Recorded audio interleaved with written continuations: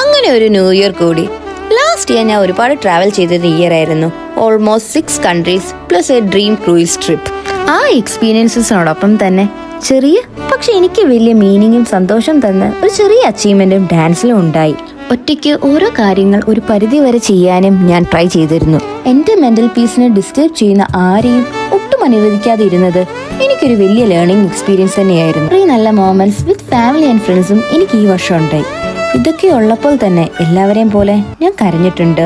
ഒറ്റപ്പെടലിനെ അതിജീവിക്കാൻ ശ്രമിച്ചിട്ടുമുണ്ട്. പുതിയ കാര്യങ്ങൾ പഠിക്കുകയും എക്സ്പീരിയൻസ് ചെയ്യുകയും പുതിയ അൺഎക്സ്പെക്റ്റഡ് സിറ്റുവേഷൻസിനെ അക്സെപ്റ്റ് ചെയ്യാനും ശീലിച്ചു. നമ്മുടെ എനർജിയും ഇമോഷൻസിനും വാല്യൂ ചെയ്യുന്ന സ്ഥലങ്ങളിൽ മാത്രം ഇൻവെസ്റ്റ് ചെയ്യണം എന്നൊരു ബോധവും എനിക്ക് തന്ന വർഷമായിരുന്നു ഈ 2025. ചേസിംഗ് ദ വേൾഡിനേക്കാൾ ഫോക്കസ് ഓൺ യുവർ സെൽഫ്, അതല്ലേ നല്ലത്?